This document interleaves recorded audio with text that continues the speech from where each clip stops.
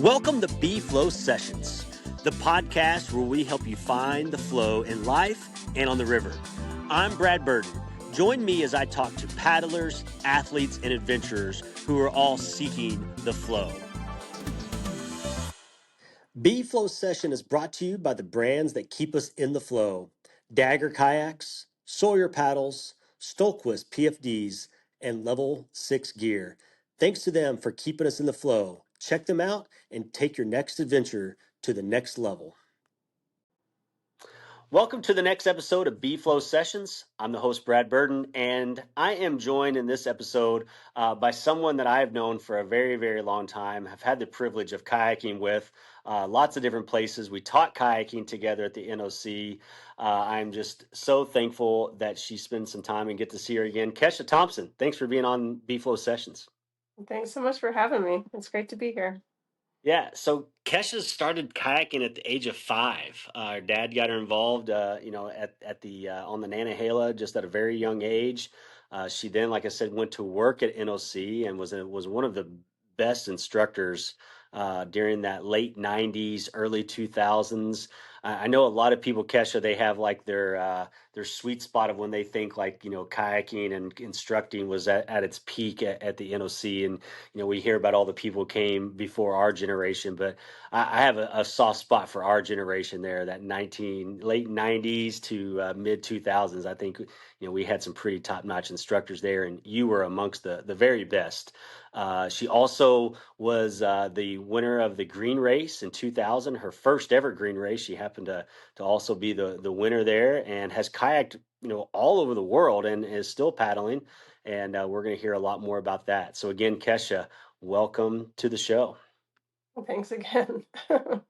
So I mentioned the your dad taking you out on the river, at like 5 years old. Tell us about that and finding your flow in kayaking. Yeah, I was lucky enough that my dad got into whitewater after my parents split, and he decided to get my sister and I into it as well. So he Mhm. bought it was a solo canoe that he turned into a tandem, and he put me in the front, my sister in the back. So he taught us how to be open canoers, and that's how we spent our weekend. I just kind of fell in love with it at that point. Mm. And he had a Perception Mirage Classic. I think most people probably don't know what that is if they're current in whitewater, but it's probably, I don't know, 13, 14-foot boat. And I was 5, and I'd hop in that thing and surf little waves and just had the best time ever. Nice. And where were you all based out of when you were coming up to the river every weekend? We were in Austin, Texas, actually. Okay. And my dad had a lot of friends that used to work at the Nantahala. There was a woman, Ann, that worked there in the 70s. So they taught us how to paddle. There was a guy, Fred Zacks, that wrote a canoe book back in that era. So, and then, yeah, we were just kind of exposed to all these kind of great whitewater people at such a young age. So it was a really fun way to grow up. So you graduated, like you finished high school in the Austin, Texas area? We moved back to Colorado when I was 7, and there was actually not as much of a whitewater community there. So my dad taught my mom and my stepdad how to canoe, Mm. and we would go on vacations together and canoe Oh, camp. cool. My mom and my dad and my stepdad and some other friends and my sister, myself, and a couple other kids. It was a lot of fun. So. So, and what year did you first make it to the NOC? I went to the NOC in I want to say it was 98 that I made it Okay. there. Yeah, Yeah, that sounds about right. yeah. So that was my first season, and I worked in the instruction reservation Okay. department. Yeah. And then I started teaching, I want to say the following year in 99. That And sounds about right. Yeah. yeah, I went to Ecuador like right at the beginning of 1999. So I think we went in January of 99, our first time. I went with Andrew Wilmot, and Pete we had Gallo was on it. Pete. was not on the first trip. I think he came on Okay. the second trip. Yeah. So the first trip it was with Sean Lonan and Kevin and Anna, Kevin Mitchell. Yeah. Yeah. And then Daniel Maley and myself, Andrew Nice. Zamora. Yeah, it was a nice little team to have down there. So it And wasn't the Ecuador that you go to today. It was pretty yeah, different. Yeah, much smaller, primitive. a lot more primitive. Yeah. Yeah, I mean, in Tana, where the bus station is now, it's kind of the center of town. But when we went there the first year, it was on the outskirts of town. So if anyone spent time in Ecuador, you can sort of determine how vastly different it is Now, now. a lot of that crew ended up on the Foodala. I was on the Foodala Foods in that winter working for Crispilius, and a lot of that crew went after Ecuador went to Chile. Were you on that trip? We went to Chile the following year, so in 2000. So we went back to Yeah. Ecuador. We were there for 2 months, and then we went down to Chile after that. Yeah. So that's the trip Pete was on then. So yeah, so it was that next winter. Yeah, Okay. Yeah. Yeah, the Foodala Foo is still just the most epic. I mean, my favorite river of all time. beautiful. It's so pristine and so clear. So, Yeah. Yeah. So what about your flow guides? Who were your first mentors? in Whitewater, Yeah. oh gosh, I remember really looking up to Buffy Bailey. I don't think that she knows that about me, but I was always impressed with her and Sondheimer. Um, both just incredible female kayakers. Yeah. Yeah. And Maria Noakes, Whitney Lonsdale. It was cool to see like so many strong women in whitewater. And I think I discovered that more coming to the southeast than I did anywhere else paddling. Yeah. So just didn't seem to be a lot of women back in the day that paddled a lot. So Yeah, and it's continued to grow, right? I mean, I had Sage Donnelly on, and we talked about how just there's so many more women paddling today, and each generation stands on the shoulders of the previous generation. Like you stood on the shoulders of Whitney and Buffy, and but there was people who stood on your shoulders and then continued to do so.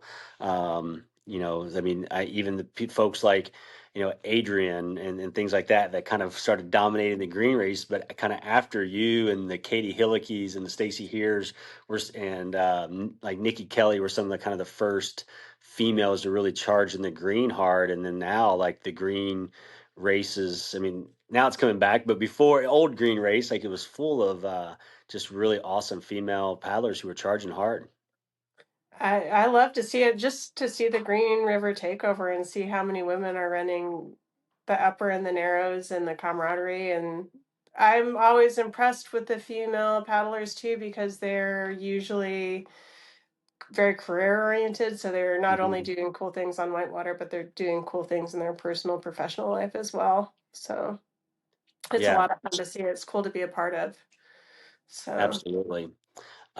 Yeah, just and people like Anna Levesque and everything that she does with all the like the instruction for women and things. So I feel like women in whitewater are so much more, and it's probably women in general. Just the whole men and women being different thing, but women certainly will compete with each other and want to win and want to train, but they seem to be really encompassing and welcoming, and it's like this is our community where sometimes I feel like the males, at least maybe not as much anymore, but back in the 90s and 2000s, like we're in camps. You had your camps of like who you were sponsored by, or we're creek boater and you're a play boater, or we're a slalom boater. And there's like, it was, all this like testosterone macho stuff, that didn't allow for everybody to just be happy to be on the river. Not always, but it seems like the women were always just like, we're a crew.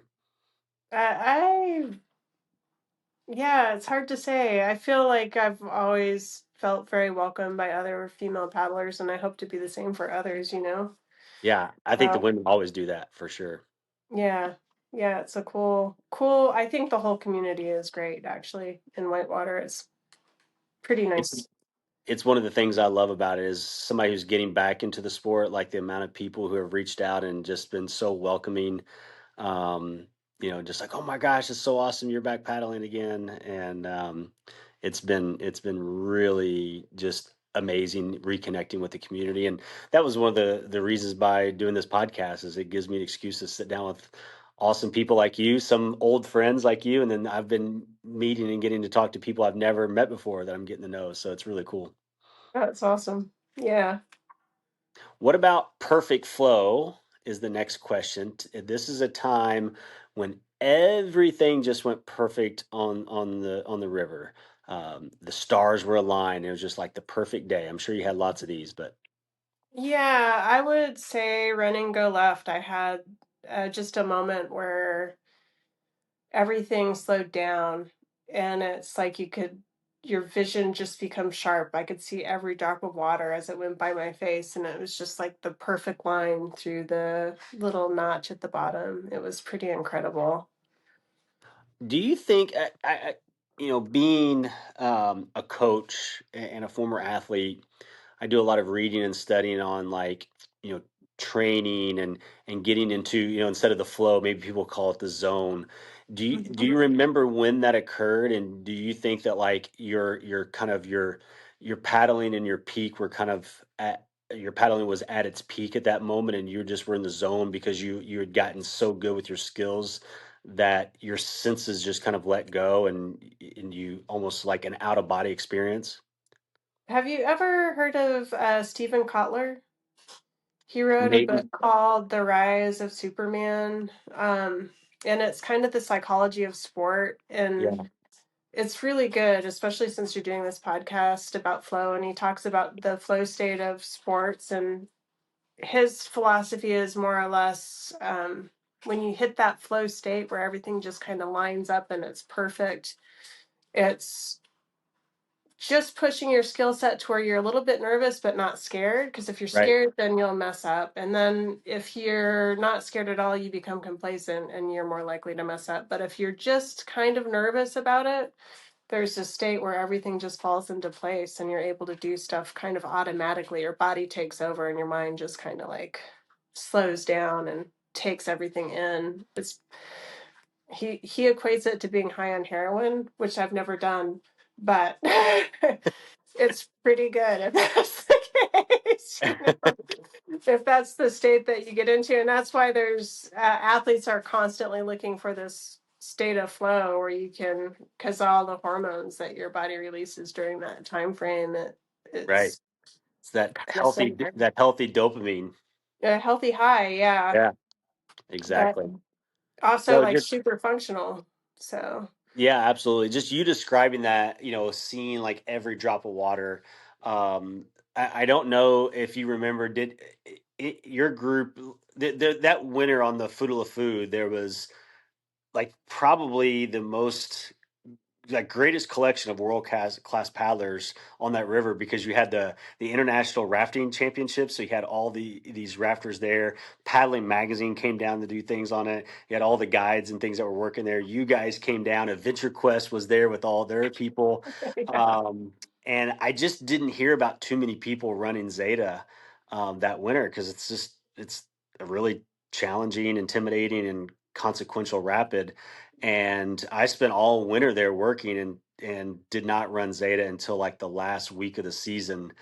And it was just me and Chris Bilius, and he was walking it. I'm like, this is Chris Bilius. He's like one of the ones that discovered this place, and he's walking. I'm like, I see the line, and it literally was like running a class two rapid. It was just doo, doo, doo, doo, doo, no problem because I was in the flow. It wasn't, just it was just magical in that moment. Another day it could have been, disastrous. Yeah. Um, but I know exactly what you're talking about. Just like your boat's on that perfect line, and it's yeah, flow state for sure.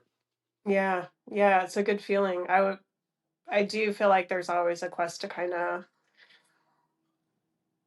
I don't know if it's competency in whitewater, right? Because there is a certain amount of competency when you hit that state, you know that you're just on your game and you just want to be in that spot always, right? When you're paddling. Because you have off days. I don't know. I guess I'm getting to the age now where when you have your off days, it's easier to just I do not have a problem putting my kayak on my shoulder and walking down, like walking around a rapid if I am not feeling it. Absolutely. Yeah. I have been there very recently, and yeah, I'm all about the slow pace now of rediscovering flow. I'm on a mission to find flow again, but it's gonna be a longer journey than it was 25 years ago when I started. Yeah, yeah, definitely. Well, speaking of that, when are some times when the flow was maybe not there? I call this section flood. Now, sometimes floods are great, but times when like I was not in the flow, or the flow was way too much, and and I got out of control on the flow. What about that? Yeah, yeah, that as well. I was on the Russell Fork and it was a high release weekend and it had been like a heavy rain season, so there was even more flow in it. And at Tower, there's a line where you just like take a little booth to the right and there's a little you go between a rock in this area and it's no big deal. And I made the booth and I thought I had a really good line and there was a surge and it pulled me right back into the hydraulic. Mm, That hydraulic is backed up by a big rock. And when I went into it, I did like a reverse flat and got stuck in a vertical position in my boat. It wouldn't flip me, it just kept me vertical with my mm. head behind the drop. Oh, I ended up swimming. My boat went right out and I just got recirculated for a really long time. I guess that rock is undercut. I was in it long enough that I went limp and I got sucked under the undercut. And then I knew there was an undercut kind of on River Right. And as I was coming up to the surface, I could see I was going under that undercut. And I didn't make it to the surface and I got sunk under again. And I went under that undercut. And then I popped to the surface and took the biggest breath of air I've ever had in my life. mm, And was still was with Andrew for the second time at that time. I came up and he was pretty panicked, but grateful that I made it to the other side. And that's another river you have to kind of keep paddling. yeah. I have really only paddled that river a couple times, and I can't remember the bigger rapid that's on there. El Um, Hernando, maybe. yeah, yeah, I ended up walking everything except for that one randomly because I could see the line, but everything else, and then I just felt like my flow was off after that. And well, I felt actually pretty good, and then I swam a rapid in Ecuador. We went back Mhm. to Ecuador that year, and then it was just like I kind of took a hiatus because I got scared. Yeah. It was like that second swim triggered something, and then as soon as you're nervous, like it didn't matter how easy the line was. It was just like you're off balance because you're rigid and you just mess up. It's so amazing how it destroys your confidence and how that affects everything else. Yeah, yeah, it was unfortunate. So it took me a while to get back in the saddle. But What did you do to get back confidence wise? like we were talking about kind of before the recording, just having that progression. You said that you've Mhm. been kind of doing that a little bit more and just running stuff. I thought I was going to be a class 3 paddler again for the rest of my life, and then Mm. you start wanting more. Then you're like, okay, I'm gonna start paddling. Yep. This is great. Class 4 is fun. Class 4 is fine. And then you're like, oh yeah, that rapid looks pretty good. And then you're running class 5 before you know it. And Three I don't. months ago, I would have told you I would have been perfectly content of running the Akoi for the rest of my life. And now I definitely have bigger plans. Not big plans like, going to California and running Fantasy Falls, or, good, multi-day class fives, nothing like that. But I definitely want to be back where I feel confident and competent on, some easier Southeast class five for sure. Yeah, yeah, absolutely. Mm. It creeps up on you before you know it. There you are. Yeah, exactly. It's like, oh, I think I could still do that. Uh, for sure. Uh, What about low flow? I know right now you're dealing with an injury. Mhm. and sometimes maybe when you've been out of kayaking for various reasons. Yeah, so what I do when I'm not kayaking or what I do when I'm not able to kayak big stuff. Both. Any? Um, yeah, I was doing some slalom paddling when my shoulder was initially injured and trying to build up strength, doing a lot of rehab for that. And the slalom's great. You're working on your precision and relatively low risk whitewater. And I Mhm. have some really good friends, Susanna and Michael, that have kind of gotten me into it, and Oh, cool. they're amazing and love it. And then there are times when I don't kayak at all, and I will be backpacking or hiking or running. I've been doing a lot of running. I did just also tear my meniscus, which is a little bit of a bummer. Mm, Um, I also paraglide and yeah, I just like to be outside that's awesome. wherever I can be outside. So, Yeah. yeah. I'm one of those, like, I love the outdoors. Don't get me wrong. Like, you're not probably not going to be. I mean, maybe I guess if you could now with these urban whitewater parks, you could be somebody who likes kayaking, but not the outdoors. So I love the outdoors, but it's weird. I other than biking, I never and I like dabbled in snowboarding. When I say dabbled, I've been like 10 times. Hmm. I've never been one to really fully enjoy to the point where I'm going to like seek them out other outdoor pursuits. If I've been hiking or camping, it's always been as a residual of doing it because I needed to for kayaking. Oh yeah, I love it all. I'll bike, I ski, I do a lot of backcountry. Well, I was in Colorado the last 3 years, so I started doing backcountry and a lot of skate skiing, which is like a really random cardio sport that's fun. Oh, cool. It's good to do with the dog. And What? So tell us what that is. it's like cross country, but like you're skating on skis, so it's a little bit faster. It's like running on skis. Okay. It's great. But Very it's cool. usually like a pack track. It's on a Nordic track, and it's great for the my dog loves it. Okay. So it's Very packed, cool. so it's not so hard. Like the backcountry can be hard because he sinks in the snow and it's harder for him to run Right. with me. But on the track he can run with me all day long. So yeah. Um, what about the current? What you do to find flow in kayaking today? And I know you're still recovering from your injury. And then before we started recording, you were telling us about a potential really epic adventure that you might have coming up. Yeah. So I might have an opportunity to move to Colombia for some time. Um, And in so case anybody's confused, like I originally was, we're talking about Colombia, the country. not South Carolina.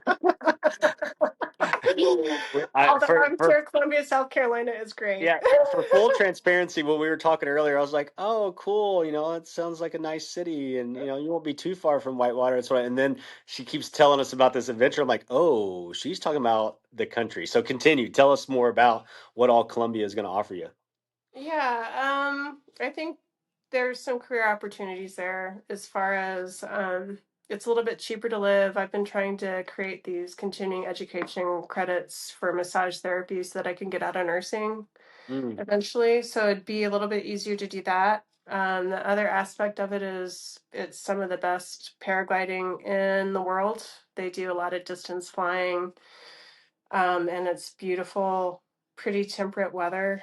Um, and then there's all this kind of untapped and new discovering whitewater that's out there, and a lot of forest, jungle places to discover, explore. Um, and I love to just be in nature and see what's out there. yeah, I know there's also like gorilla areas where there's a lot of gorillas and stuff, so I'm gonna try to not like monkey gorilla, but like war gorilla right. humans. Well, that's what was going to be my next question. Columbia gets, I think, sometimes a bad rap, but I think also stereotypes sometimes are based on observation. And so Columbia kind of has a reputation for having some dangerous areas. Have you kind of scoped out where you'll be, versus kind of where some of the places you want to avoid are? We're still trying to figure that out. It would most likely be, I mean, there are a lot of expats that live there. It's going Hmm. to be between Cali and Medellin is Okay. where we're mostly looking. There's a river valley there, and it's like a corridor where there's paragliding up and down that area. It's supposed to be incredible. But then you also have a lot of mountains and rivers. So, um, it's kind of cool the way that the mountains, it makes almost like a Y, the way the Andes go up. So you have Mm, these multiple mountain ranges, that's cool. um, where yeah, it'll be interesting to see. I don't think, I've met a lot of people that have been there. It's not as dangerous as it used to be. Um, a lot of the drug trafficking has gone to Mexico. Right. So there are still obviously some cartels that are in Colombia, but it's not the stronghold that it used to be. And I was going to say, by my knowledge of Colombia is based on the show Narcos and that Medellin to Cali river there, man. That was like that's a place you want to avoid. But I think that was back in the '80s. So they've come a long way since the 80s, is my understanding. So I it's I think to so be too. But determined. I'll but keep you posted. great show though, Narcos. Shout out, it's a great show.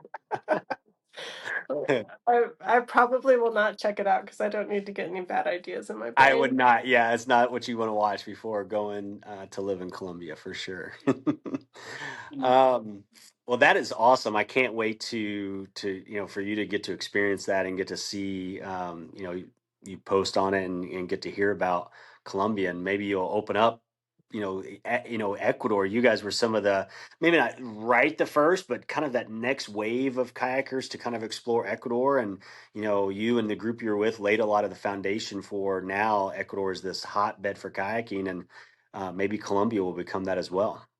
Oh, I give Dan Dixon a lot of credit for Ecuador for sure. He definitely showed us a lot of spots down there, and he's pretty incredible. Still living down there, so good Yeah. person to connect with. And then Juliet with Mhm. ERA, yeah, Endless River Adventure. They've been down there for a long time as well. they have for sure. Yeah. Juliet's one of our. She's scheduled to come on the show. Oh, good. I'm So, so glad. She's amazing. I love her she so much. is. I got to paddle with her and Whitney and Jennifer Jennings, Nick Williams, like we all and Pete. We all paddled on the Ocoee just a couple weeks ago. It was amazing. Whitney was in from Montana. It was so much fun. Yeah. And Steinheimer's kid and Whitney's kid were with us too. And it was so funny. These kids are like, they're like 10, 11, 12 years old, great ripping paddlers. Like you don't need to pay any attention to them. But the two of them, these, I mean, the adults that I just named combined, I don't think it would be an exaggeration to say we have over 1,000 trips down the Ocoee. And these two, like I said, perfectly ripping paddlers, but they've been down it a dozen times. And they just hung out with each other and they would get to the top of rapids and they would like boat scout and like whisper to each other, where do you think we should go? Where should we go here? And again, like, you've got the moms and these, other paddlers with you that have done this thousands of times. They didn't want to talk to us, and we just let them be. And it was so cool to see these kids just kind of figuring it out, not where do I go here. They were in, now that they knew that we were right there in case they needed us, which they did not. But it was so much fun to see. Yeah, they're fantastic. We got to go to, was it Port or Giles kayaking? I think it was Port. Port, yeah. We Yeah. went to Africa with them. So, Oh, and Minnie was cool. there as well. It was a fantastic trip.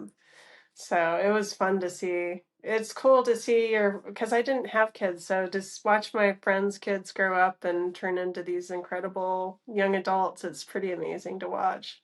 It is, and it's funny to see like you see the little bits and pieces of both parents, right, in this blend of them. It's pretty Hmm. amazing. Mhm. Yeah. Um, this next segment is flow advice, and I want you to think about two groups of people here. A beginner kayaker could be any age, somebody just starting the sport, and then also an older person returning to the sport. I fit that bill, but lots of people I think are rediscovering the sport and rediscovering their flow. So, what Mhm. flow advice would you give to those two groups of people?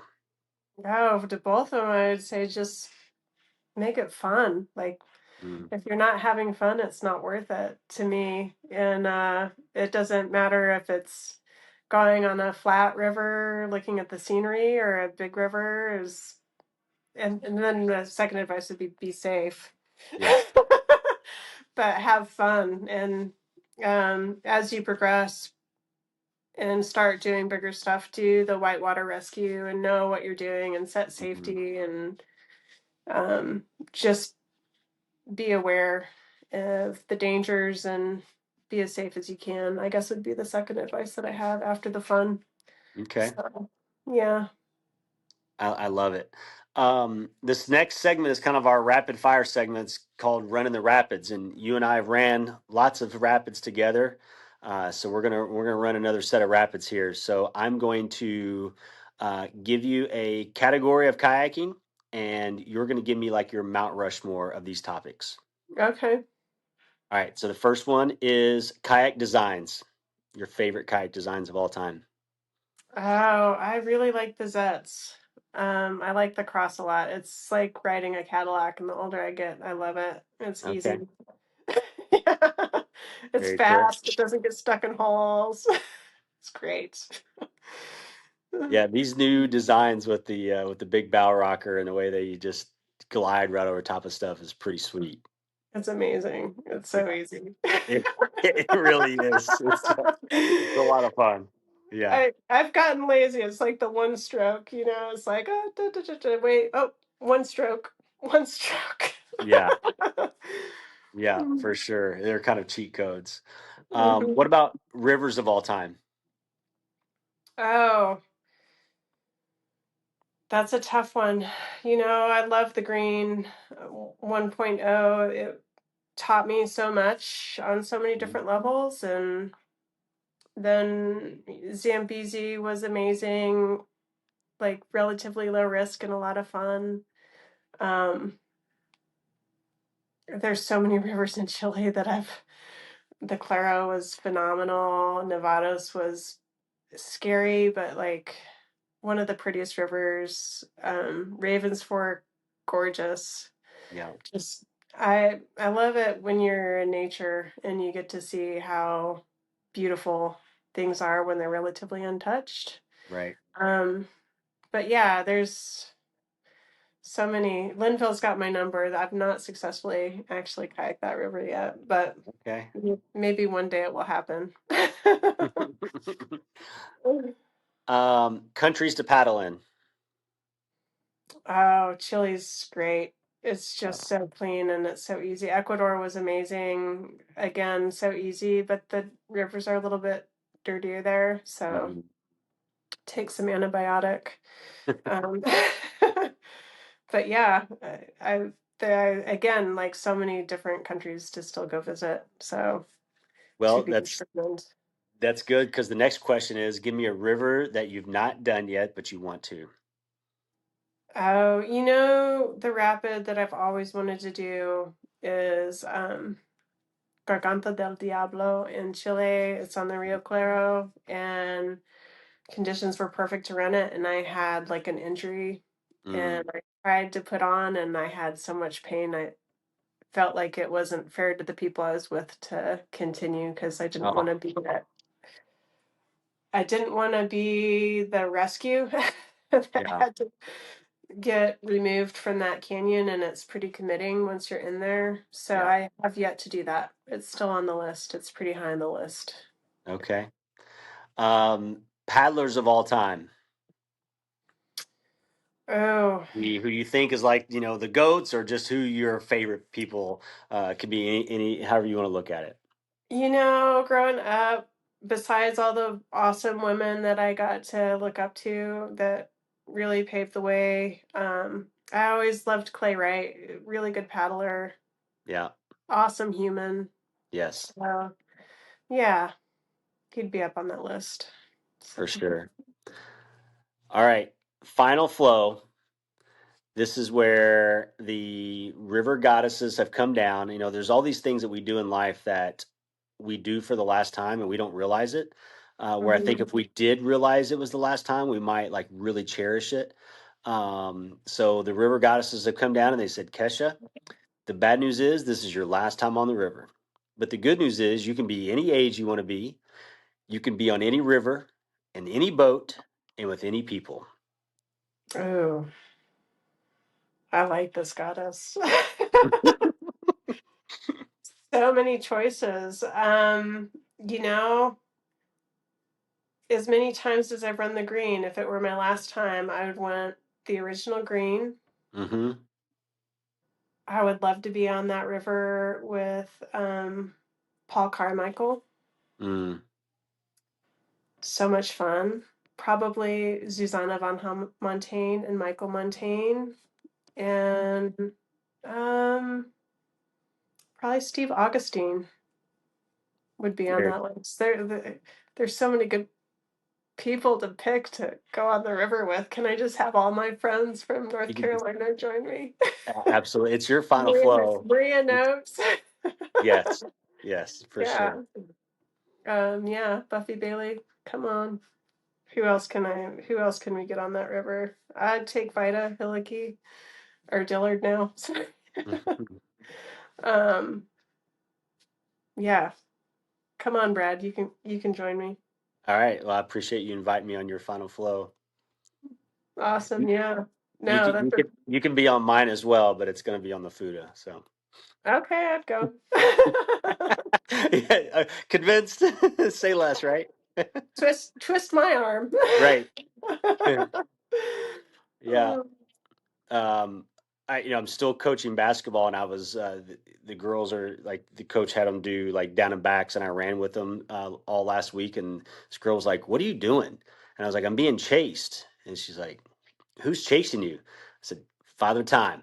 And I know he's gonna catch me, but I'm gonna keep running. I'm gonna keep running until he does. So, same. I know you're the same way. It's like I'm gonna keep paddling and running. And is it paragliding you're doing, right? yeah, Yeah, yeah, paragliding, hiking. You're gonna do all the things. Mother and father time. They're gonna catch us eventually. But yeah.